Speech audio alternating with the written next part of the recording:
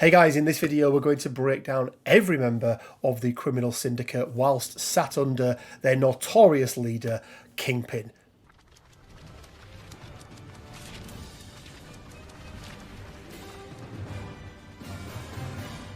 Hey guys, Rich from Rich Big Gaming. Hope everyone is doing fantastically well. And guys, absolutely blown away by the overwhelming response from the Avengers sort of Steve Rogers tier list that we did. You guys have been asking for more. We really enjoyed doing it. So all three of us are back to do it again. Ron, Quinn, how are we doing, guys? Oh, The big three, as we're calling ourselves now. Warriors 3. Put in the comments which of the big three each responds to. So, just for anyone that doesn't know, the big three, we are talking about the big three at the end of Endgame, before everybody else turns up. So the three Avengers standing, the big three. Comments down below, who do you think is who? And we'll see what everyone we'll see what everyone says.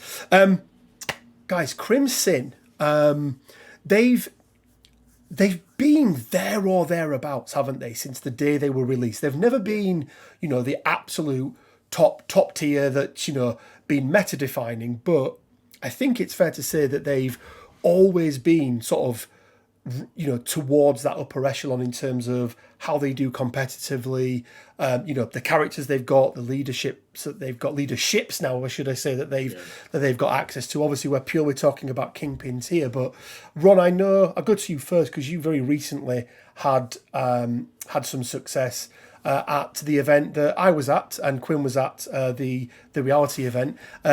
4-0, me and you, Ron. I took Winter Guards, you took Crimson, and I believe predominantly under Kingpin there, right? That he was the solo leader you played. Yep, only Kingpin. Didn't even take Sholland's level in my roster. Fair enough. So how are you finding them? Yeah, how are you finding them to play at the moment? What's the sort of good bad points? Well, the good point is that they count as 2 for securing. I think that's the biggest thing. The bad point is no one likes playing against them. That is true. Quinn, Crimson, is it an affiliation you've played much before? Yeah, I was, fairly recently before I decided on Hydra finally. I was doing some Crimson testing, which was potentially what sort of pushed Ron in that direction, along with wanting to try out Emma, and that being a very good home for Emma. Just Crimson in general, they're big, they're beefy, they're gonna get an early lead because of that leadership, and their main hope, under Kingpin at least, is that they can weather the storm and just push through enough, objective control that they just score out as quick as possible, right? Yeah, because they and we'll get into his leadership in a second, but they offer a unique sort of problem for your opponent to solve, really, don't they? Because whilst ever they're on their healthy side, it's very, very difficult, unless you've got a very high control team, like maybe a Web Warriors or something like that, where you can pull, a couple of people off during the last round of last activation of a round or something like that. It's really, really difficult to keep VP parity with them over the first couple of rounds. But for very different reasons than, some of the Sam spam lists and those sorts of things that we used to see. Is just they just stand on those points and you've got to put 3 people on there to actually win the point if they're stood there, which is pretty difficult to do where the meta is at the moment, where you're typically taking 4, 5, 6 characters at the most.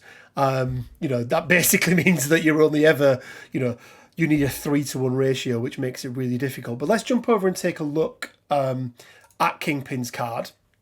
So Kingpin, he is a 4-threat leader, but again, I think that whilst not as big as the Avengers affiliation that we went through last time, he still has a good enough mix and a large enough number of 3 threats with a 2 threat in there to be able to call upon that. I don't really think his threat level causes any problems, when you're roster building and squad building or anything like that. You guys No, agree, or? I mean, to be fair to Kingpin, like, you wouldn't really want to take him, like, outside of the context of him as a leader, but he is an absolute beast of a fourth threat, to be fair to him. Like, multiple, like, size 3 throws, he's got access to stagger, stun and a push on a wild on his builder, like, absolute menace to society in terms of, like, damage reduction, and he's immune to character collisions. Like, he's a real chunky boy. Yeah, I've taken him a few times outside of Criminal Syndicate, mainly in Spider Foes, where he's also affiliated. But yeah, with the with Rhino coming out, I don't think you need Kingpin in Foes anymore. So I think he's very much just a Crimson thing now. Yeah, it does. It does feel like that, does it? It does feel like that's his one and only true home. Which I am a firm believer in that it is also his one and only true home as well. So I'm absolutely fine with that. But let's take a look then at his leadership ability, the thing that we're going to be sort of talking about in this game, in this video. So it's called Illicit Network. He's the original leader of the Criminal Syndicate, now one of 3. But his leadership ability is broken down into 2 parts. So once per turn, at any time during an allied character's activation, it may spend 2 power to use this leadership ability. Move 1 asset or civilian token being held by the active character to another allied character within range 3. A character cannot hold more tokens, yada, yada, yada. So let's break that first one down there. It's effectively, however you want to look at it, a mission objective or a Toad's ability, but kind of like in reverse for Toad, where you can just offload a token to somebody on a back point or anywhere else, and they just then have that asset. Quite useful on Deadly Legacy Virus, where there's a tax for paying more. Quite useful if you've got characters that can get up and get back, but you kind of want them to be in the mix of things as well, because they're your tanky characters, but you don't want them to be in the mix whilst holding that token as well. Whereas you might have other characters who maybe don't want to move up. I don't see this as being the biggest part of his leadership, whilst it takes up, most definitely that additional bit on here, which feels like a footnote, is the bigger, more impactful part of it. But it's one that I think catches people out still, because a lot of people remember the second part of his leadership, often forget that it is a 2-parter. How impactful do you think that is for Criminal Syndicate? I think it really comes down to what crisis you're playing. Like on hammers, it's really useful just to get all your hammers in one place on a beta. But the main use for it still now is Deadly Legacy Virus, just to manipulate how to get the 3 viruses onto one character. Yeah, without having to spend the tax or anything like that, and be able to do it. Absolutely. Quinn, what's your thoughts on that first part of his leadership? Yeah, it's not one that I've used a great deal in my games with Syndicate, because, as you mentioned, that second part of the leadership that we'll get onto seems to be viewed as the main. But when I do sort of think of it, it's really good. Like, I mean, just from a perspective of distributing your sort of overall VP spread across your characters as to who's earning what and who is valuable in terms of VPs, that could potentially be really valuable for just going, I've got this character holding an extract, they're sat on a point. If my opponent kills this character, they're not only taking that point off me, they're also getting that extract off me as well. I'll hand that off to someone else to just go, you're getting less no matter what you do. Like, just spreading that out, making my own scoring more consistent, giving them less benefit for doing what they want to do, right? Yeah. Now, it is important to point out that it's once per turn, and it has to be the character that you're activating, doesn't it? So you can't, it's not like some other leaderships where you go, oh, well, I'm going to take a damage off here and whatever else, and then I'm going to activate XYZ character. it has to be the character you activate.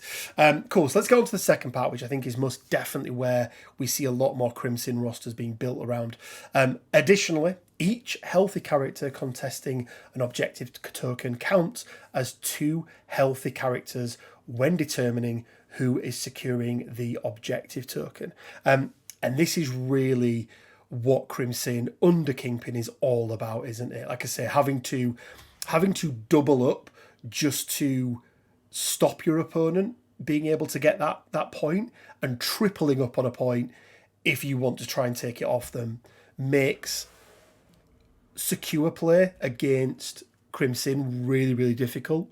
And I think it means you really need to be very proactive on the extraction play, and, you know, realistically looking at dazing a couple of characters within the first couple of rounds if you can, because whilst ever they're not dazed, they're just going to be ticking over those points. Ron, are you in agreement with me and Quinn that this is really the main part of the leadership? Oh, 100%. Yeah. You can't really add anything else to that. It's just the way it is. It just is. Yeah, it just is. It just is. So, guys, before we start breaking down each of these characters, let's just quickly let you know what each of the ranking systems is going to be. It's S through to D, as any good ranking system is. S is really going to be really, really good, sort of amazing character, even better under Kingpin's leadership. A is great character, often going to be making your squad under Kingpin. B, solid, middle of the road character, can often make your roster. C is going to be okay, but there may be some stronger choices, either in or indeed out of affiliation. And then D is right now really not good enough, doesn't really benefit from this leadership, or just doesn't really fit with the play style that Criminal Syndicate have at the moment. So with all that said and done, let's jump into our first pick. 3, 2, 1. Okay, so the improved Ballerina of Hell's Kitchen, because I think we can all agree that this is a much better version. But right off the bat, has split the three of us. Quinn C, Ron A, and me B. Ron, let's start with you. Why is Shadowland Daredevil for you an A under Kingpin? Well, he's extremely hard to kill because he counts blanks on physical and energy. He has stealth, and yeah, the grunts give you some sort of extract play, which Kingpin kind of struggles with because you're so focused on your secures. Yeah, I think that's fair enough. I think what you could say as well, and it's not really relevant for this because it is talking about under Kingpin's leadership, but I think there's also an argument to say that Shadowland Daredevil in a roster anyway gives you another option for different types of setups, but that's more of a generic Crimson thing rather than under Kingpin. But Quinn, not a fan at C tier there. What's made you put C? Yeah, well, I mean, our definition of C tier is that, character's okay, but there are stronger choices. And for me, that rings true very much so with Shadowlands Daredevil. I'm not a big fan of splitting, now, at the state of the game, you basically never do dual affiliation. I very rarely do dual leader at this point as well. The thing for me with Daredevil, yeah, he's good. All of Ron's points hold true, but for me, there are just other 4 threats both within and outside of affiliation that I would rather have in my squad, potentially in my 10 over him. 3, 2, 1. Okay, the newest member of the Criminal Syndicate and the newest leader of the Criminal Syndicate. An alternative version of the big head of freak himself, Modoc, Supreme Scientist even. He's got a leadership, but we're not counting that for this one. Ron, you said B, Quinn, you said C, and I said B as well. I'm going to give you my reasons first, guys. So I actually think that under Kingpin, he is actually better than a leader himself. I'm not a huge fan of his leadership. And for me, the big thing is he's got some amazing damage output. He's got some really good control. But that big thing is genius requires sacrifice, your sacrifice to be precise. For me, he brings some much needed, not quite glass cannon, but some much needed damage to the Crimson roster. which, a lot of them are big tanky boys. They don't have a great mix of attacks. But the fact that he is susceptible to things, however, he can just go, no, you take this hit, Taskmaster, or Rhino, come here and take this for me. So for me, I think if I do play Crimson, he would definitely be in my 10. And who doesn't love a big-headed freak? Ron, you're of a similar opinion to me in terms of where he sits. What are the reasons why? Yeah, pretty much same reasons as what you've given. Big ass base, solid defenses, can pass off attacks when he needs to. But I think the big thing for him is all the world is beneath me, which means that he can use other characters' power for his rerolls. And there is quite a few characters that you tend to take in Criminal Syndicate that aren't power dependent, like Rhino and Lizard. Kingpin himself doesn't actually require that much power to get online, so I think it's a good balance. Yeah, plenty of other people being able to feed him around, I suppose. Quinn, another C tier for you. Why do you not like Modoc? I mean, like, I agree with most of your guys' points. Again, just like I did with Shadowlands Daredevil, it's just, for me, in a Kingpin roster, once again, there are other characters I'm looking at. I mean, if I were to rank the two of them against each other, I'd put Modoc above Shadowlands Daredevil in terms of who I'd rather have with Kingpin. I think the one thing that would push Modoc over the edge, like up a tier, maybe even 2 tiers to be fair, would be if he had a Mystic option on that builder. And it would make him, like, stupidly good. But, like, that would be the one sort of key piece that he's missing for me to be, like, just that little bit higher under Kingpin. I think it's also worth pointing out at the time of recording this, whilst we've had access to Modoc Scientist Supreme's card, we haven't had or seen any of the tactics cards that he comes with. It is, and this is how close things are in this game, guys. It is not out of the realms of possibility that he gets 1 or 2 really good tactics cards, and all of a sudden he goes from being a BC tier to an SA tier because of those tactics cards he brings. Like, so I want to put that out there as a very easily. If he has a solid card, like that could shoot him up from like a very, very close C to B straight into A for me. Yeah, absolutely. So 3, 2, 1. Okay, Black Cat, a character that has been the thorn in many a person's side over the past sort of 12, 18 months since she's been out. Everyone knows what she does. The big thing there is Master Cat Burglar. Brings first of all, a long move into into Crimson, which is much needed. Also has stealth, positioning with grappling hook. Again, brings a little bit of extract play that's very, very annoying. For me, I put her as A. Ron, you had her as A, and Quinn, you had her as S. Reason for me why she's not S is a little bit like, for me, the same reason why I didn't put Dr. Voodoo in S. I feel like her stock has decreased.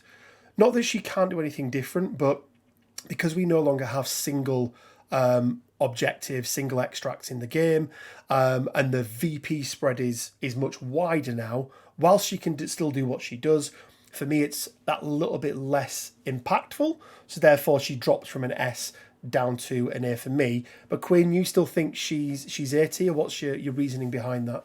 I mean S tier, but sure. Sorry, S tier. I do apologise, good sir. Well, it's double stagger. I hate Cat so much. like she's the bane of my existence, and she's recently become an addition to, and this is somewhat off topic but tangentially related. She's been a very recent addition to my Hydra roster. I've only played 1 game with her, but good God, is she good? I think for me also, actually, something that has really put Cat into perspective for me with the whole new meta, no single extract thing, still having her in S tier, is actually the game that you and I played at Sanctuary, Rich, on Sunday. We were playing hammers. You got a hammer on Bill, you got a hammer on Dynamo. It was a lot of work for me to try and get those hammers off those characters, because they are very, very tough. And if you're on a more spread secure, You can't bring all your weight to bear at once against those kinds of characters. Just having the option to go, screw you, I'm ignoring all of that. Just give it to me. I'm leaving. It's invaluable in my mind. I do agree that, and I think there are some big characters in the game now, aren't they? The Juggernauts, the Rhinos, Rhinos. like you say, Bill, Crimson Dynamo, like you say, not only does he negate damage, he also makes you re-roll your dice as well. So yeah, no, I get that. Ron, you've agreed with me that she's A tier. Any particular reason why you don't think she's S? I used to think that she was S tier, mainly because of the double stagger.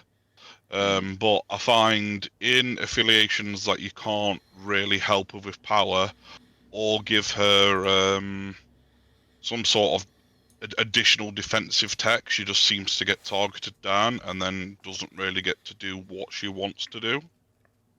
Yeah, because she does have the no rerolls, doesn't she? But, yeeting a building at her face is just very effective. Yeah. And it ignores her stealth as well, right? When you're throwing buildings at her, so yeah. Okay, I think that's fair enough. I think overall she's solid though, right? I think everyone's in agreement. 100%. Good. We're not decrying her as terrible, are we? She's also an A and not an S because her model is awful. See, I get around that because I want to convert a corset Black Widow to look like her instead. 3, 2, 1. Okay, guys, we found the one. We have found the one. We are all in agreement. Bullseye. But we are now. For anyone that doesn't know, Bullseye's had a bit of a tumultuous time in MCP. For those that weren't here when he first released, he was a 3 threat, and he didn't have much less. Or much more even than what he has now. I think, he's had what we would define as a glow up, right? A glow up. Well, a glow down that has then effectively glowed him up simultaneously. So yeah, he used to be a 3 threat. He got dropped to a 2 threat. I can't remember exactly what it was, Quinn, Ron, but I believe it was some stamina, maybe a mystic defense. Got a stamina on both sides, like a mystic defense, and I think that was literally it. I think that was it, wasn't it? But the core of his card remained the same. I mean, look, if you want to do a guaranteed damage to anyone other than, somebody who can pay a power and reduce it to 0, Bullseye's your guy, right? I mean, just, it's not quite random bullshit go because it's not Moon Knight, but he's not far off, is it? We've all put S, obviously. Quinn, why is he S tier? Well, for one, there is always a massive boost to any in-half 2 threat, especially if you've only got one option. Like, that kind of solidifies them at probably A, like, unless they're absolutely dreadful. And, Bob. Bullseye is not, as it turns out, absolutely dreadful. No. He can put out damage. Also, he just sits there. People pay him no mind. If they do go after him, he can do that parting shot if he survives and just walk back on later. And if you really want to, use him as a power battery.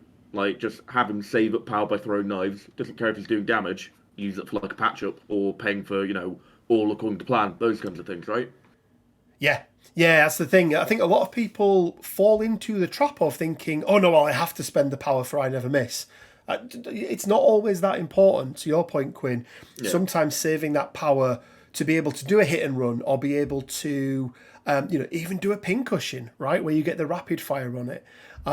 So there's lots of other things he can spend power on. Ron, you've obviously agreed here. What's the reasons for him being S and not sort of A tier where we put Widow last time around? Yeah, I can't really add anything else to what you and Quinn said about him. In half 2, power battery, guaranteed damage. Just stick him on a back point and just leave him. He'll score VPs all day.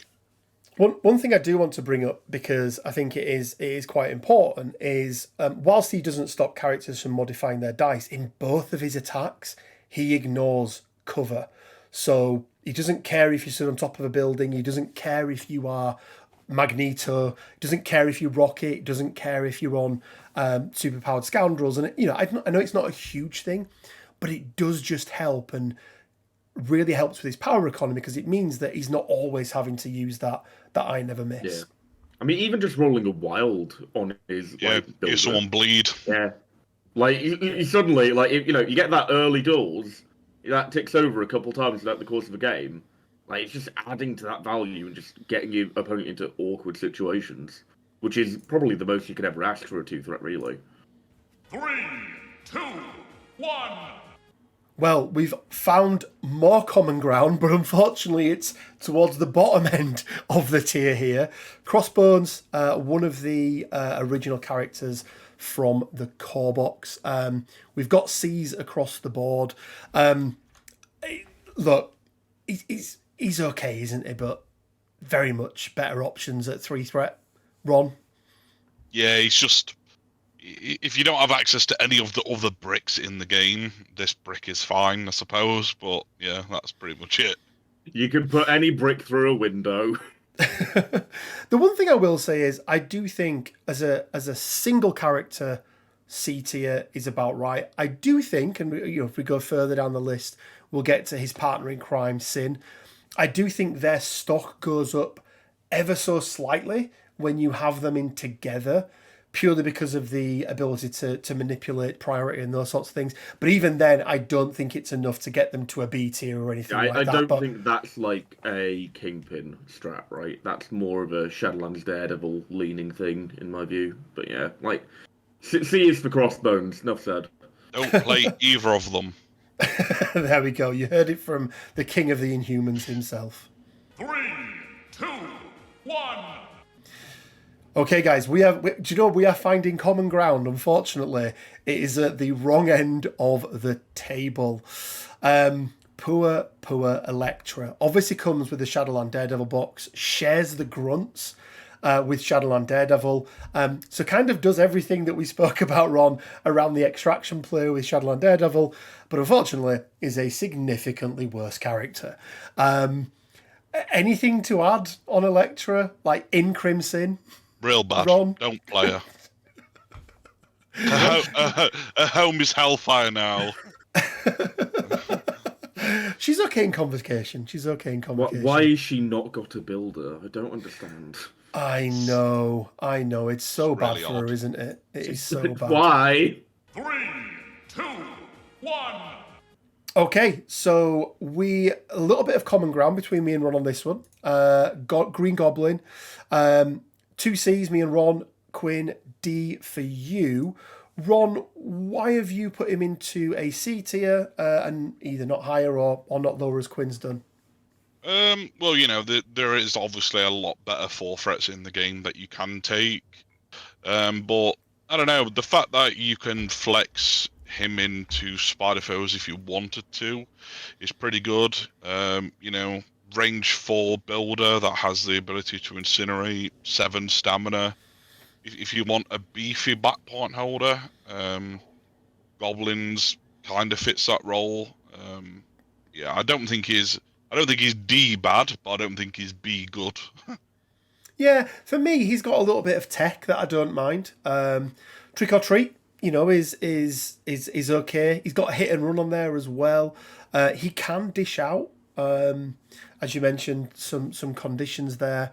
I think there were definitely better options, but I think having that medium move as well, not bad for the extract play either.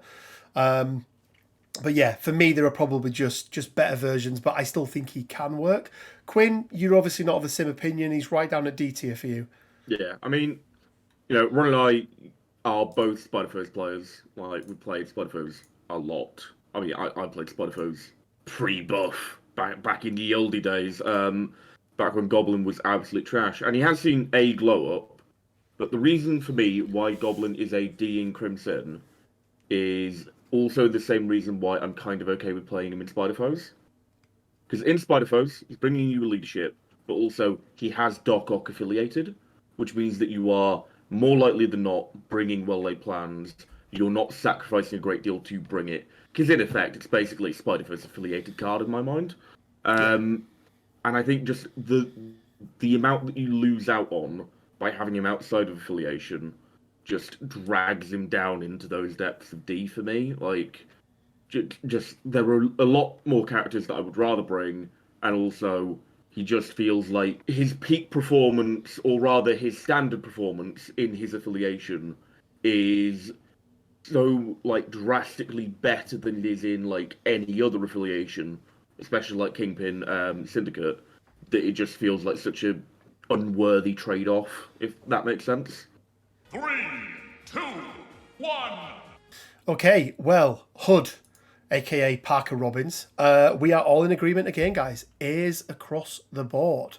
Let's pick one each. Ron, why is he an A for you? Med pack on a stick. Go. Perfect. Quinn, what about yourself? Oh no, that was my one reason. To be honest, probably should have put him down as a B because Hood just doesn't work for me. But I know that he's objectively good. I just have issues with demon form, but that's beside the point. So I won't say a good thing. I'll just say demon form makes me sad. So back to you. Well, there we go. I do like him because he brings some mystic. I think very, very lacking in mystic attacks outside of, I think, Modoc and Mysterio, maybe the big two. But he can also act a little bit how we spoke about with Bullseye. He can act as that battery, being able to get 2 hex shots off and guaranteeing 4 power. Bumps up his black arts. So he can, to your point, Ron, medpack on a stick, but also contribute to the big card that they've got. What's the name of the card again? I've just had a mind blank. All according to plan. All according to plan. That's the one. Brief moment. I thought you were talking about Hood's gang. I was very confused. No. That is not the one. I also don't mind possess mode. An empowered Dark Lightning can absolutely ruin your opponent's day. He's got much better action economy with a charge. And even Razor Talons is not a bad attack. So, especially for a 3 threat, I think 6 with a bleed is pretty darn good. So yeah, I quite like him. 3, 2, 1. Okay, this one pained me a little bit, guys, but we are all in agreement. Killmonger sees across the board.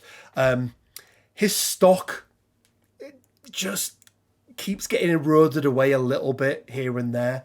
And I think it's twofold for me. Better 4 threats coming into the game. And the fact that he is a one-trick pony, right?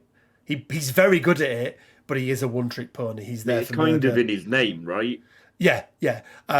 I think there is another leader within Crimson who we would be talking about being Killmonger being significantly better under. But for me, he just doesn't. What he does doesn't line up with Kingpin's game plan, and I think that's it. That's about it for me. Quinn. Yeah. To your point of Killmonger's value being eroded over the course of like just the game's timeline and more good 4 threats being brought out, I also think there's something to be said for the meta we're in now, where like there is a degree of favorability for taller affiliations, and obviously the taller a team is going, the higher their highest threat model is going to be, the harder to kill they're going to be, right? Which means he's up the throne, stock goes down, right? Yeah, absolutely. When your highest threat character in the game was 6, you could double tap with Killmonger and, you had a really good chance of doing it. Usually a character that you'd already done a little bit of damage to with somebody else. Now it's a lot harder. So yeah, Ron, anything else to add on that one? Yeah, he's very much a Shadowlands Daredevil character, and I think that's it. Yeah, no, I agree. 3, 2, 1. Well, another C across the board. Kraven the Hunter, another 3 threats. They do have a lot of 3 threats, don't they, in Crimson?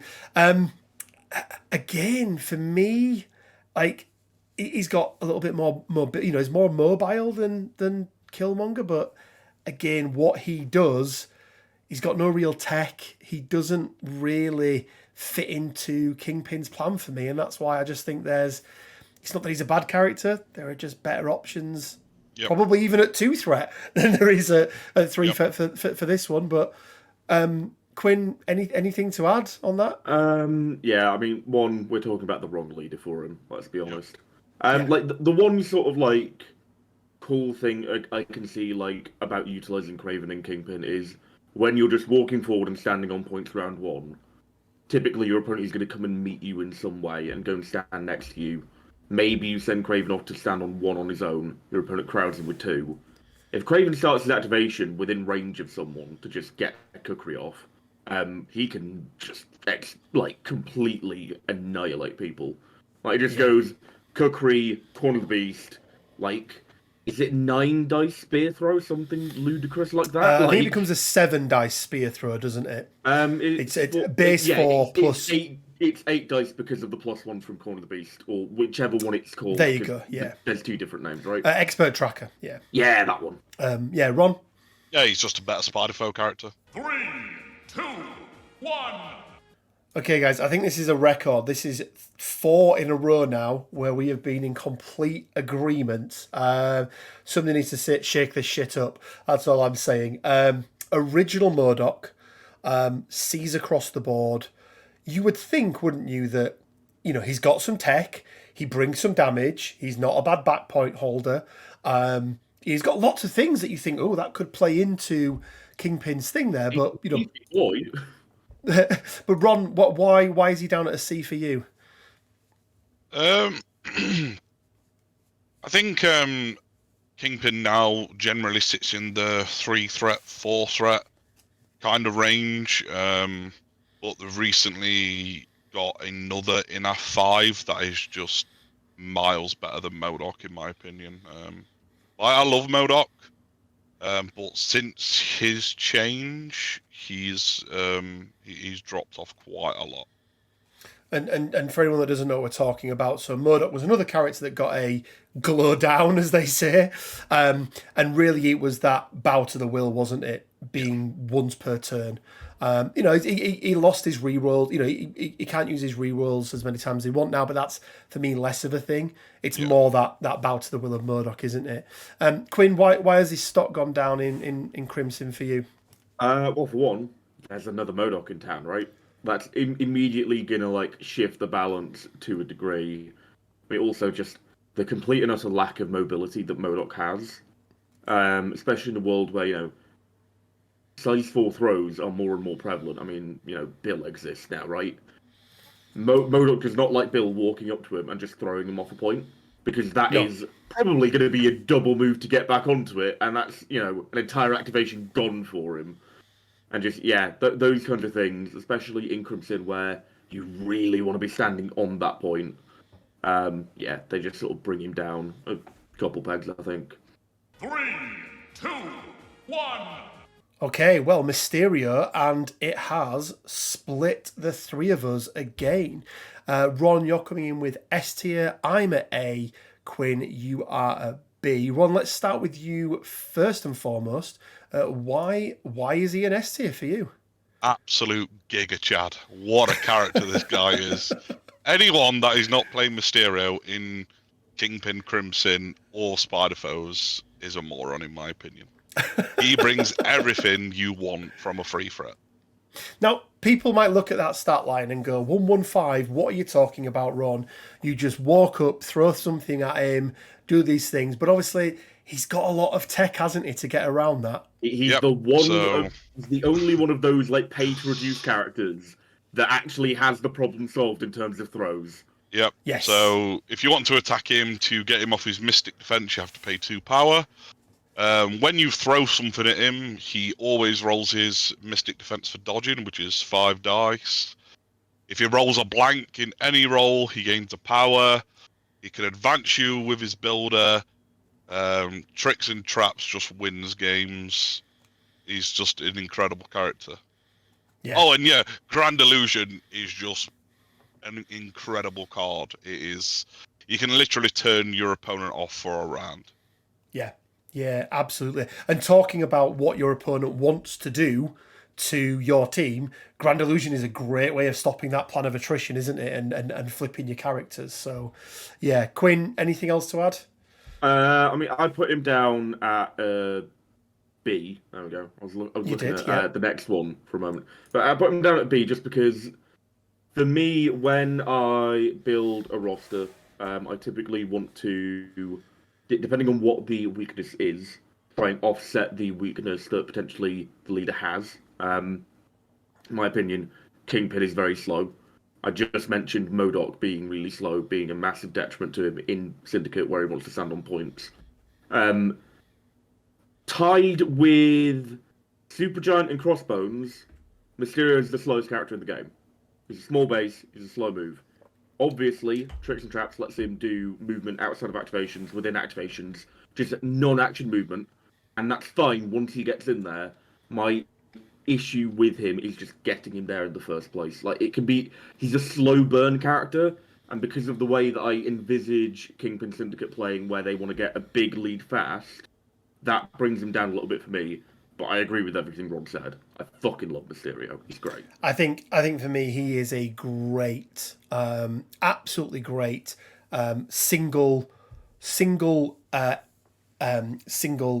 holder. I think on a B, on a D, I think he absolutely shines.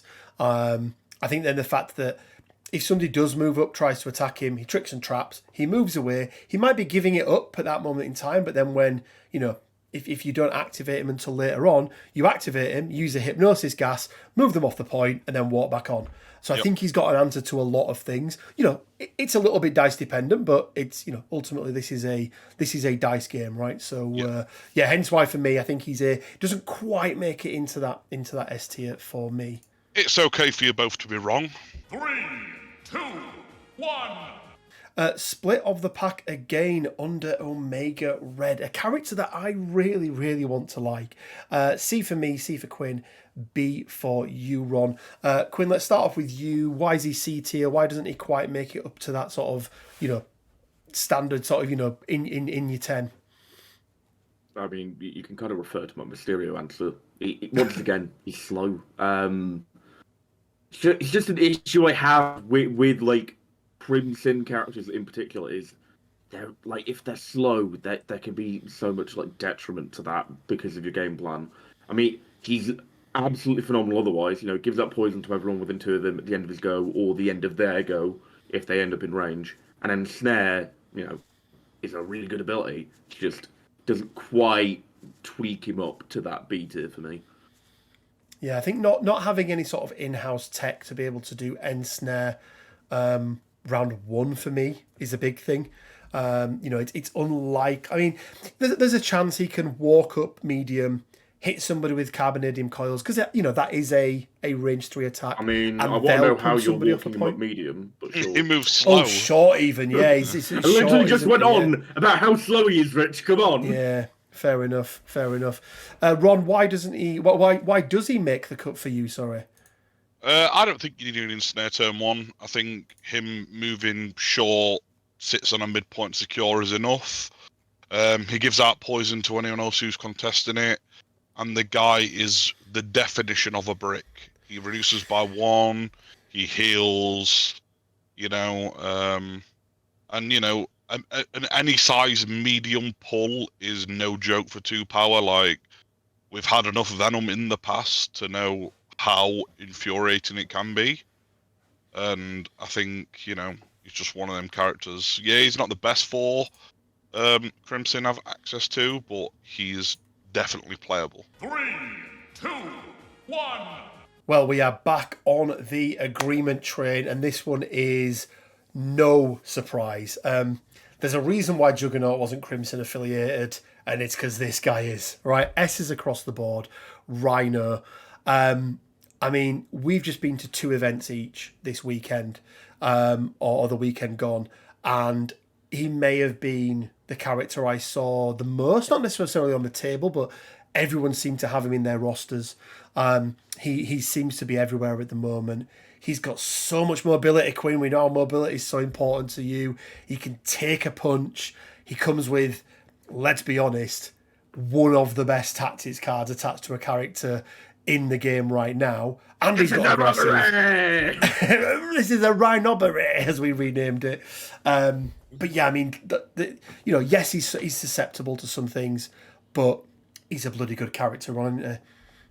He is, mate. Yeah. So over the weekend, I played Crimson for one event. I played Spider Foes for the next event. I played Rhino 8 out of 8 games. And there you go, What a people. dumb character. He's so good. Yeah, he is like, you can take him down if you put a bit of stuff into him, but yeah, it's difficult, isn't it? Quinn, what are your sort of highlights for Rhino at the moment? Why does he work so well? Remember, particularly under that Kingpin leadership. It's Rhinobery, as we've decided to call it. Being able to walk forward round one, and get within 3 of someone who's grabbed a midline extract and just go, screw it, I'll do a gore into you. If I get a damage through, great. If I get 2 through, wonderful. I'm going to yeet you. This is a Rhinobery! Yeet! Just throw them away, grab their extract, or if you've only generated 1, just drop it next to you. Potentially one of your other guys comes up and grabs it, or at least you're denying that VP for your opponent and going, come on, walk towards Rhino and take it back a day. Right? Yeah. One other thing, I think, two things for me actually that play really well into Crimson. First of all, power generation. This guy's often taking 1 or 2 damage per attack at the most. Mystic aside, he might be more 3 or 4 with that one. So typically he's generating an extra power because of that ornery. So his power generation is absolutely amazing. Has some good stuff that he wants to spend it on, but can also contribute to the team. But I think aggressive. For an affiliation where, one of the ways that you get around them is you do some damage and push them or throw them or pull them off point, being able to move back onto the point after taking damage from an attack is really, really powerful for Criminal Syndicate, I think. But yeah, this guy just gets about everywhere, doesn't he? 3, 2, 1. Okay, so we're split again, but again we are down to the bottom end of the tier list. We've had Crossbones. This is now his partner in crime, Sin. C for me, Quinn. C for you, Ron. D. Ron, let's start with you. Why do you not like her? Because she's real bad. I don't know, man. 4-6. Stamina's a real rough spot to be in. It's the reason that we don't see Deadpool that often. I just don't think she brings to the table what Kingpin needs. Rapid fire, okay, but you have Hood, who's just better. Yeah, I think to your point around the 4-6 stat line, the reason it's really important is we just spoke about how these characters under Kingpin are worth so much more on their healthy side. Having a backloaded card from a stamina health perspective just isn't what they want, right? You know, at least Modoc is 10-4 and it's all front loaded, so you're gonna get, probably 2, maybe 3 rounds of higher value out of him. With Sin, you can drop around 1 if you get up there and get in play. Quinn, you put her at C, so just above D. So there must be something there that you think, she's not completely useless. There's something she can do. He meant to put D, and he's just realised he's put C. No. Can you figure out why I put her in C, Rich? Come on. Yes. Is it because I beat her with you? I beat you with her, and you didn't want to say she was really bad? Right. It's because of the alphabet. And I know that her name's spelt fucking stupidly, but I couldn't justify putting her an S for Cynthia, because she's going in C for Cynthia spelt correctly. That's fair enough. That's fair enough. So I think for me, I've put her in C. Again, in the mindset of that partnership with Crossbones, which I think does, it's a different kind of value. But yeah, she's nobody's first choice issue when you're building a Kingpin roster. 3, 2, 1. Okay, guys, we are split again, but we are on the top end of this here. S for me, S for Ron, A for Quinn. It is my boy, maybe my MVP of the weekend, Anthony Masters, aka Taskmaster. I am loving this guy more and more and more over Winter Soldier. He's obviously very different, but you want a guy who's going to stand on a point and not go down. Taskmaster's your boy, right? And he's 3 threat. He's just absolutely amazing. Reactive tech. Ron, what's your thought process? Why is Taskmaster so good? It's purely for the fact that he has pattern recognition. No one wants to double tap this guy. You hit him once, he rolls normally. You hit him again, he adds 2 dice.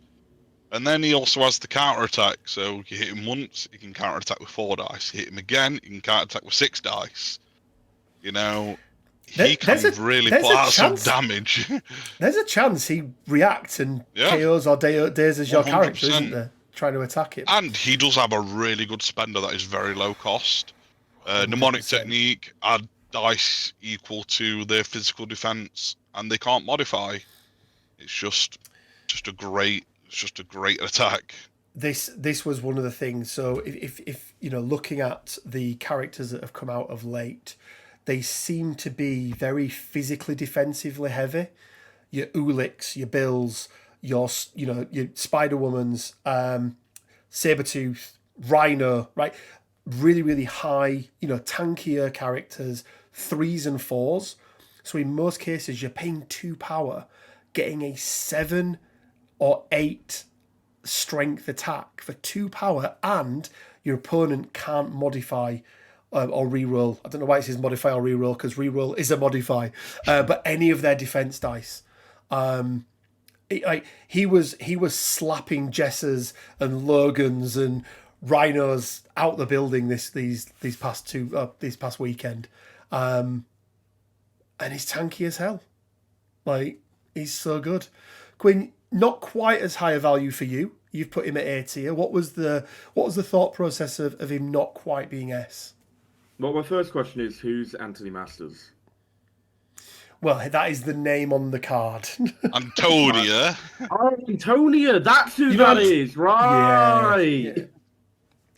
God, that was dumb. For me, once again, playing into this whole thing, but like theme that's been going on throughout the video is, for me, you need mobility to be S tier for Kingpin Crimson. Just being able to go from one end of the board to the other, completely pivot, and just go, you put all your resources over there, I'm going to go stand here now. Screw you.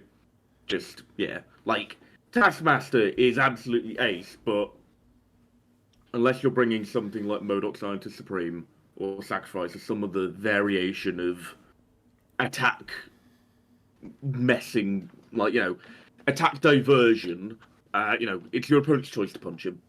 You can try and engineer situations where they have to punch him, but there are going to be ways around that, and that, for me, is why he's an A, not an S, because I tend to prefer proactive characters.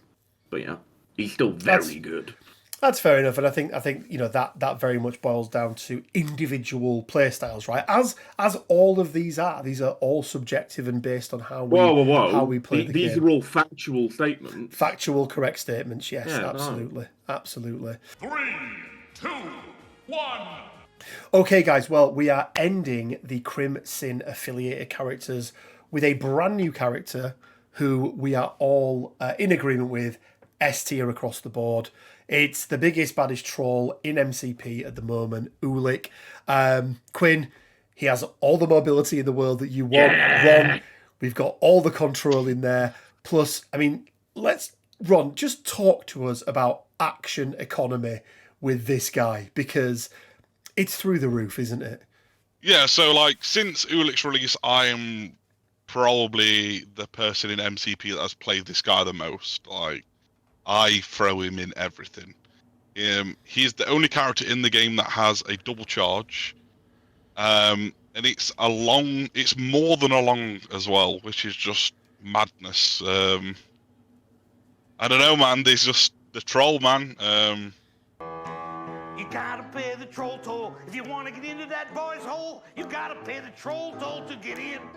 You got to pay the troll toll. Gotta pay the troll toll. Get into that boy's hole. I've played him. I've played him pretty much everywhere at this point, and every time I play him, he is 100% performing for a 5 threat, if not more. He's just incredible.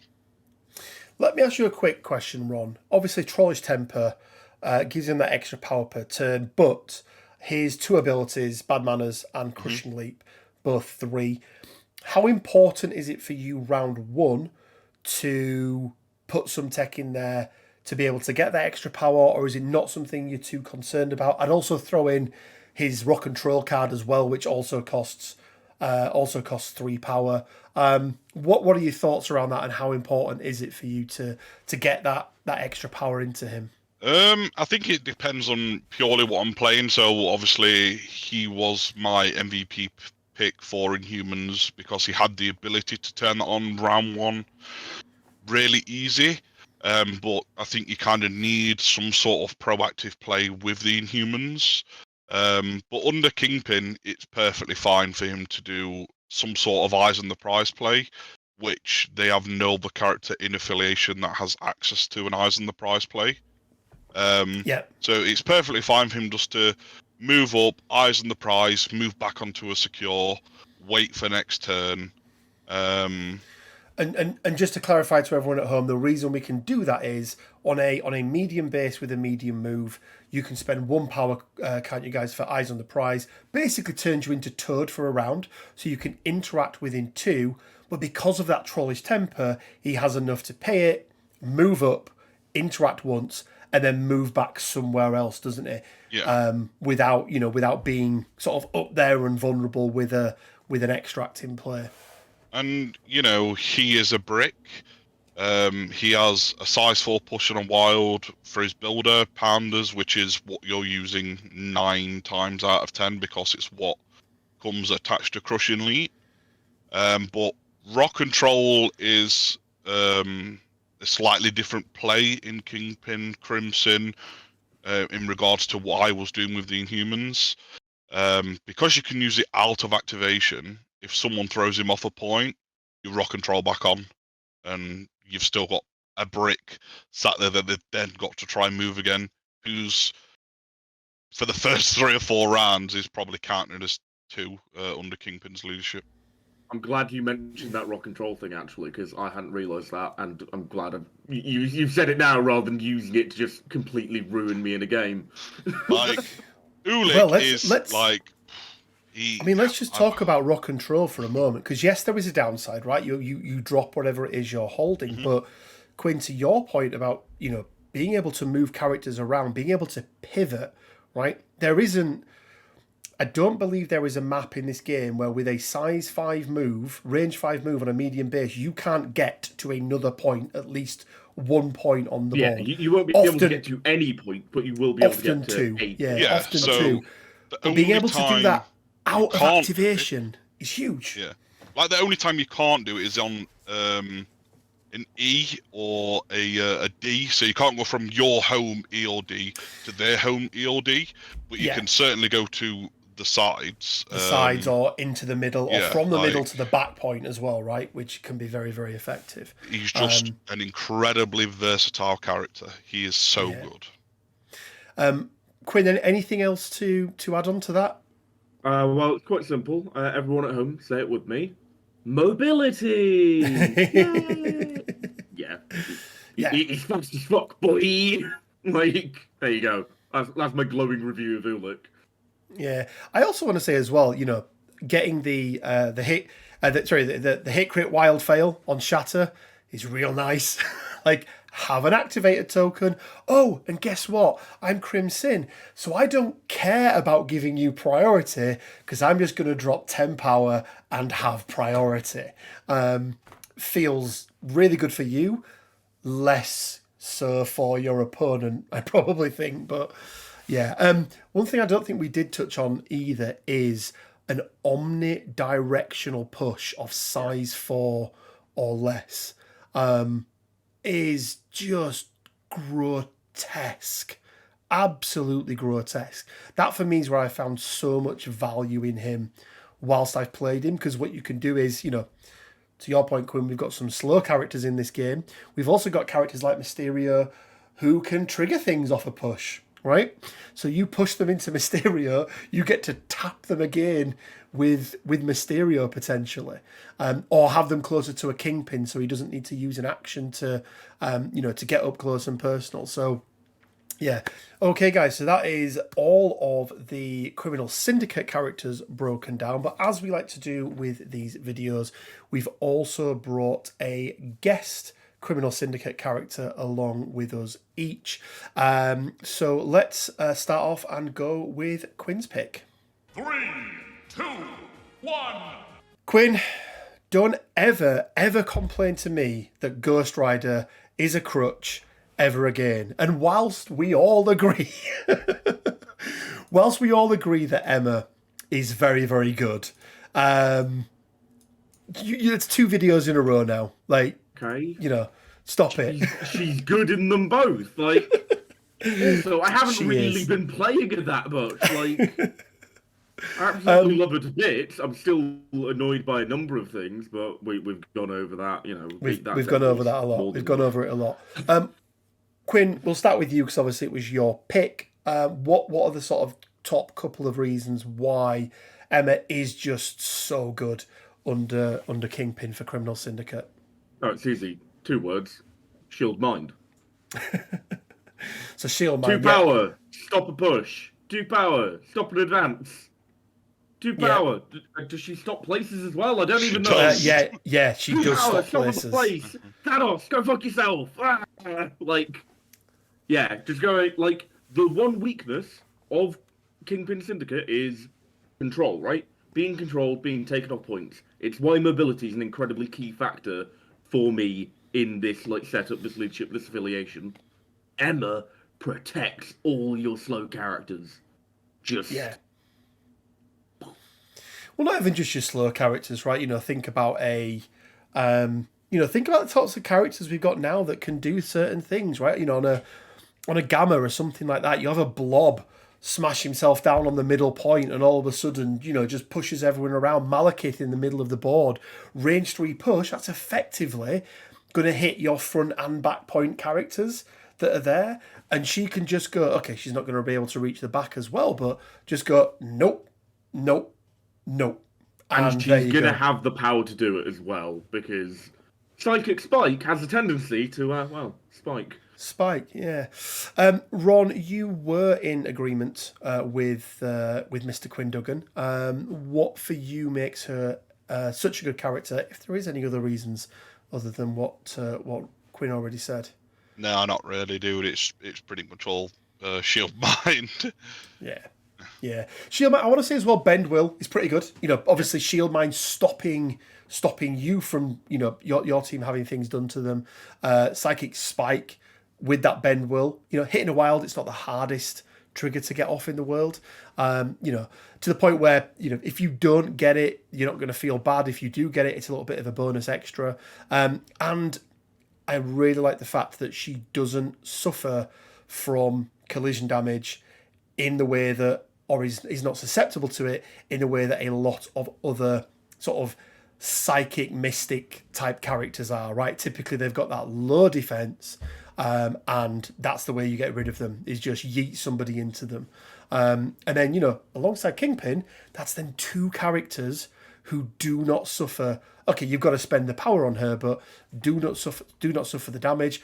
And let's not forget power inhibition, guys.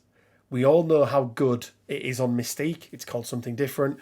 Enemy characters cannot use active or reactive superpowers.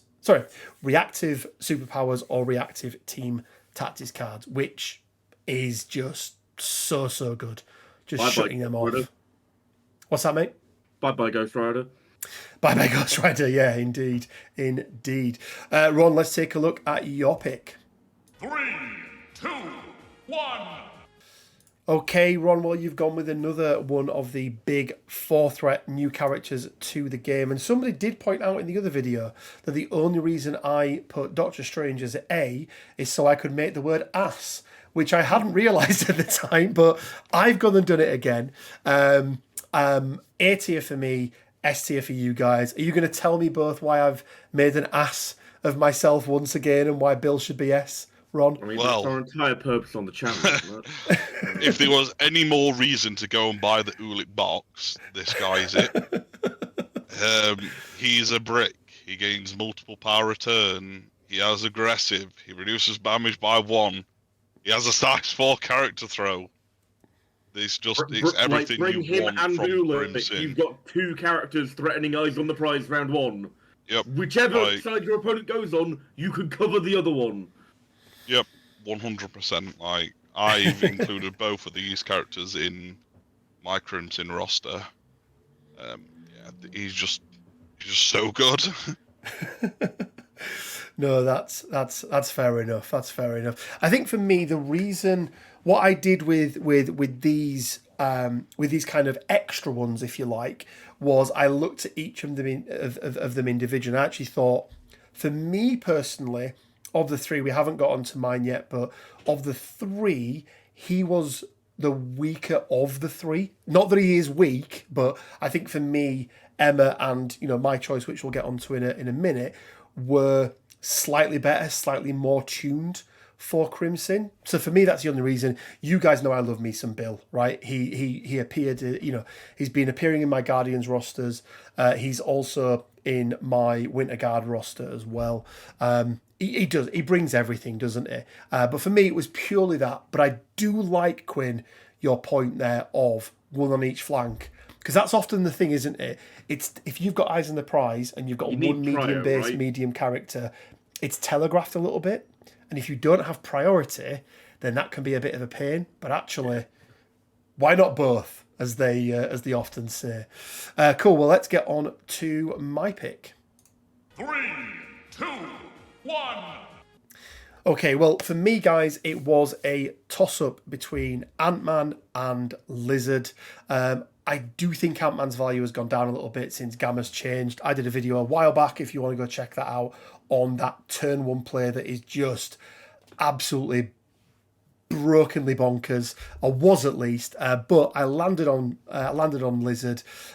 You guys agree with me. S's across the board. For such an unassuming character, who, let's be honest, probably has 2 of the worst attacks in the game, we're not even looking at the top half of his card, are we, in terms of what he does?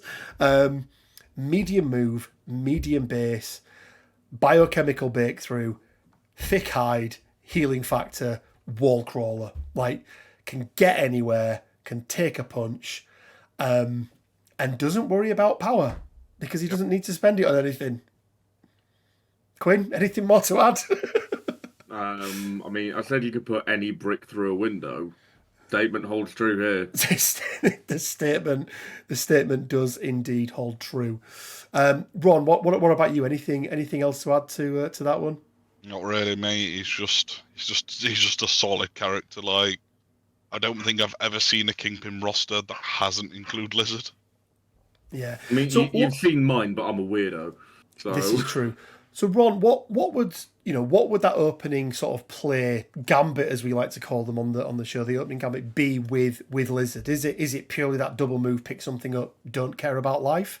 Yeah, pretty much. There's not much what else you can do with him, in fairness, other than that.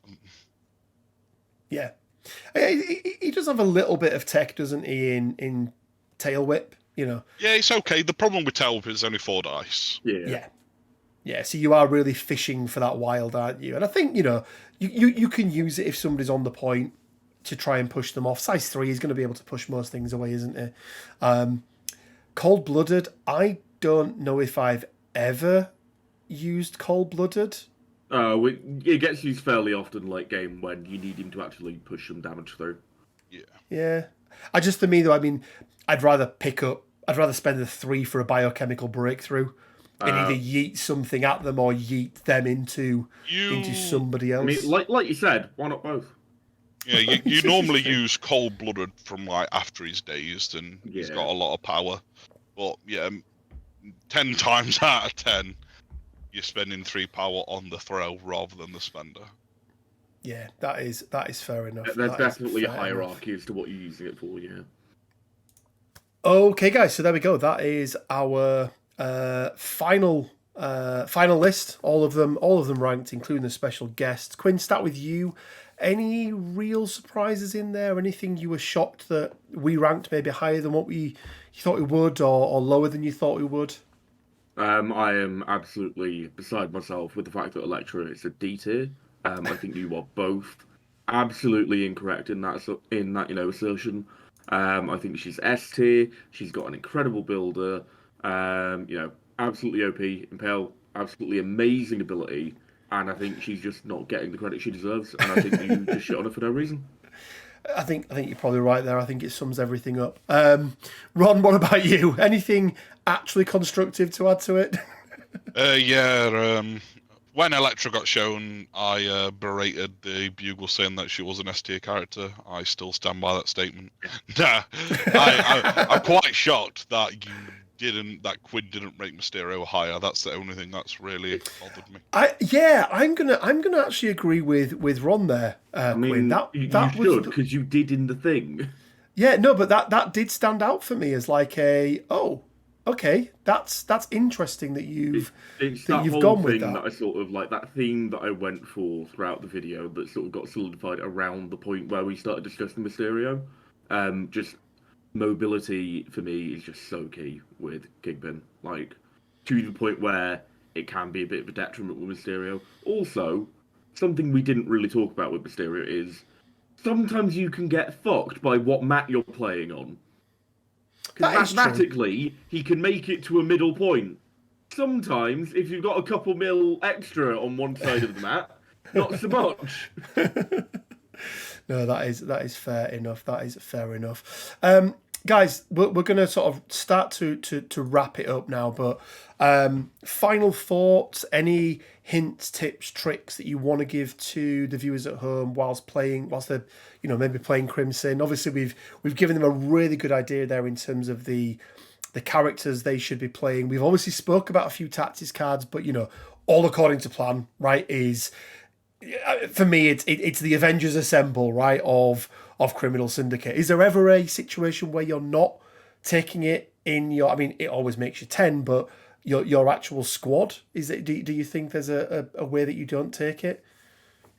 If there's like a really awkward matchup where you feel like you need a very specific set of tactics cards, then it can be permissible to drop, but like that's a very rare circumstance, I think. Or if you know your opponent's going to play wider than you, that tends to be another reason. Yeah, that's fair enough. That's fair enough. The other tactics card I like, Shadow Organization. It's pretty good.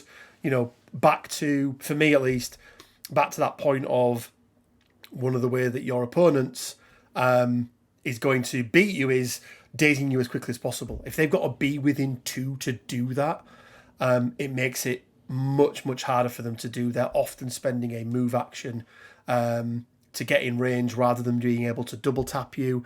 I don't think it's by any stretch, as stapled as what as what all according to plan is, but it's still a card I like. Quinn, any value in that for you? Yeah, I don't hate it. Once again, it's a playstyle thing. I will use it, but it's not a card that particularly makes me go, "Ooh, great," because it's not a proactive card, and that is once again just a thing I like to do in games, and does weigh into my decisions, right? Yeah, no, that's fair enough. That's fair enough. And then for me, guys, and I actually didn't realize how many cards Criminal Syndicate had. They've got another 1, 2, 3, They 4. got like 50 in the Daredevil. Yeah, and for me, I'm not a massive fan of any of the others. Cruelty's been around a while. It's an extra little attack, but it rarely does things. It's not part of their game plan. Bounty Hunter's Tutelage and No Mercy for me are just pants. I don't know if you guys... No Mercy can be all right. Is that the stagger one? When you daze an enemy character, you gain 3 power. Cruel Tutelages gain 3 dice if you roll a score. Oh, sorry. That's the one I mean. That's the Shadowlands Daredevil card. They all have very generic names. Yeah, you can, even though it's a Shadowlands Daredevil, you can still use it in Kingpin. But yeah, I agree. It's not locked to him. Yeah. Yeah, it feels like it's more. It No, not at all. The others are a bit more aggressive, but yeah. So for me, the 2 that I would pick out there, all according to plan, 100% take it. Like Quinn says, you may find a weird niche, but it'll be like 1 in 100 games, I reckon. Yeah. And also that that can really, really help going wider in Crimson, taking more 3 threats, because what you're stopping is that 3-4 wide team having that double tap on you and retaining, being able to take out a character, retain priority, come back and then immediately daze. At least you're going to get some value out of some of your other characters by having that in there as well. But yeah, anything else, guys, you wanna throw in there? I think we've pretty much covered everything. Excellent. Well, there we go, guys. That is our Criminal Syndicate tier list. Hopefully that's inspired you to, play some filthy Crimson yourselves. Ron, are you planning on taking them anymore? Have you had your one and done with them, or? I answer to the wheel. You must obey the wheel, yeah. You must obey the wheel, yes. Maybe we do that as a live stream next time. The wheel knows best. It told you to play Black Order. What happened when you played Black Order, Ron? It was a good I played game. like a chimp, but Excellent. Well, hopefully you've enjoyed that, guys. If you have done, please leave us a like. It really does help. If you do want to support us even further, you can do by joining us on Patreon. We've also got a Discord server. It's completely free of charge to join, me and Ron and Quinn all hang out on there as well. Plus a whole bunch of other people. Plus not just MCP. We've got Shatterpoint and what's that dead game called? Legion. That one's on there as well. If you want to buy the Legion characters, by the way, me and Ron are selling a lot of them. Yeah, hit me up if you want to buy a bunch of Guild Ball miniatures, because those are real premium commodity right now. Real rare. But there we go, guys. As always, it leaves us with just enough time to say stay well, keep safe, and until next time, bye for now. Hail to the king.